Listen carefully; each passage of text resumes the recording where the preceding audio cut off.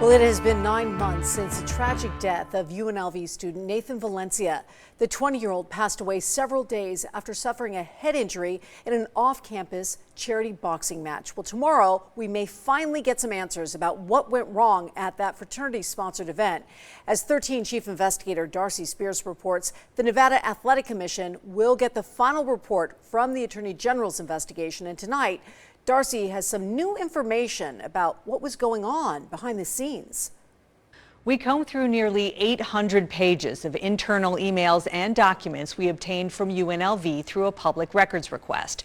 We don't know yet what the Attorney General found, but for the first time we can now shed light on what they were looking for. In this December letter, an attorney for the Nevada System of Higher Education instructs UNLV to preserve any and all possible evidence regarding the Fight Night event of November 19, 2021, and the death of UNLV student Nathan Valencia.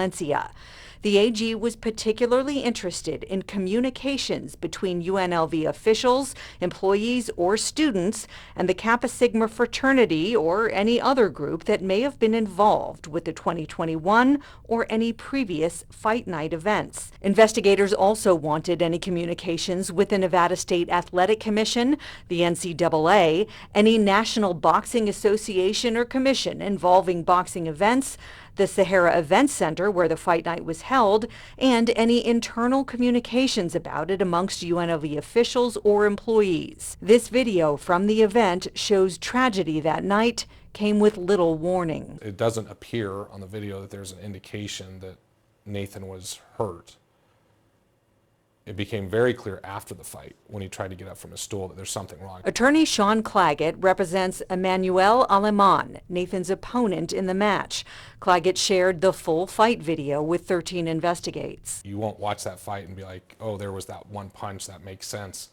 It's very hard to understand. Shortly after the video ends, Nathan collapses. He died 4 days later at Sunrise Hospital on November 23rd. I don't think either one of them, if they thought they were in danger, were going to get into it. But in the records 13 Investigates obtained from UNLV, there's a strange email. The sender's last name is redacted. He references a letter Nathan Valencia's father received from Kappa Sigma, writing, "It seems to be more of a mystery than anything else." The email goes on to say, "We are aware of the tragedy that occurred and that the responsibility lies squarely on the Valencia family. More news to come out soon, and the fraternity and the school have no responsibility." As we previously reported, both fighters signed verification of eligibility forms, but there were no pre-fight medical screenings required. We don't know. I don't know what Nathan's health condition was before he got in the ring. Many of the pages UNLV provided to 13 Investigates are partially or fully blacked out. They include emails between university police and student affairs and what appears to be the results of an internal investigation by the Office of Student Conduct. The Kappa Sigma fraternity was suspended pending the outcome of the Attorney General's investigation. We will be at the Athletic Commission's hearing tomorrow to let you know what they found. Darcy Spears, 13 Investigates.